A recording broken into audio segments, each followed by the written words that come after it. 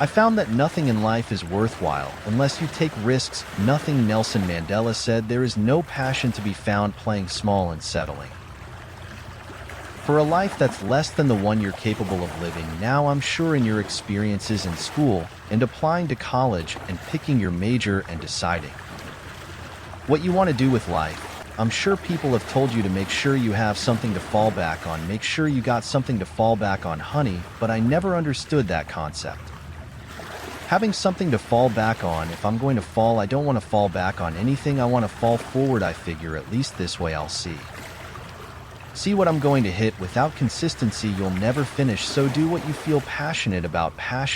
Take chances. Don't be afraid to fail. There's an old IQ test was 9 dots, and you had to draw 5 lines with a pencil within these 9 dots. Without lifting the pencil, the only way to do it was to go outside the box. Don't be afraid to think outside the box. Don't be afraid to fail big, to dream big. But remember, dreams without goals are just dreams. Reggie Jackson struck out 2,600 times in his career, the most in the history of baseball.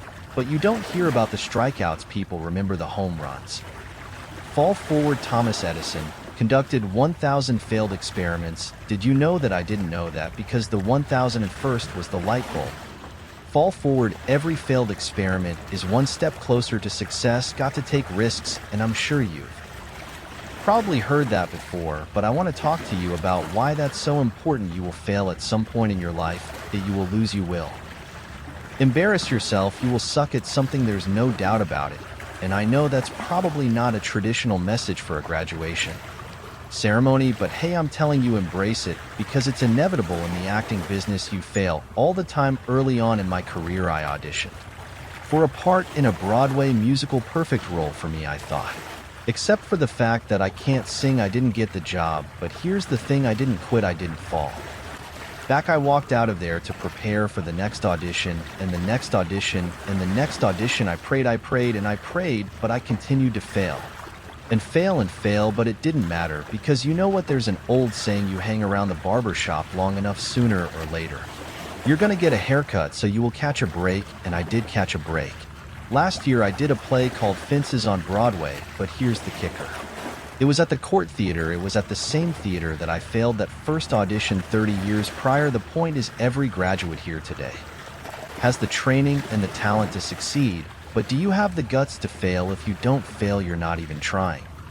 I'll say it again, if you don't fail, you're not even trying to get something you never had. You have to do something you never did. Imagine you're on your deathbed, and standing around your deathbed are the ghosts representing your unfulfilled potential, the ghost of the ideas you never acted on, the ghost of the talent you didn't use, and they're standing around your bed, angry, disappointed, and upset. They say, we came to you because you could have brought us to life, they say, and now we have to go to the grave together. So I ask you today, music, how many ghosts are going to be around your bed when your time comes? I just got back from South Africa. It's a beautiful country, but there are places there with terrible private poverty that need help. In Africa is just the tip of the iceberg. The Middle East needs your help. Japan needs your help. Alabama needs your help.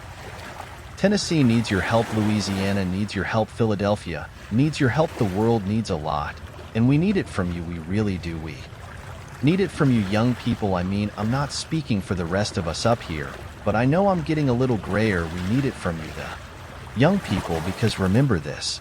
You got to get out there. You got to give it everything you got, whether it's your time, your talent, your prayers, or your treasures. What are you going to do with what you have? I'm not talking about how much you have. Some of you are business majors. Some of you are theologians, nurses, sociologists. Some of you have money.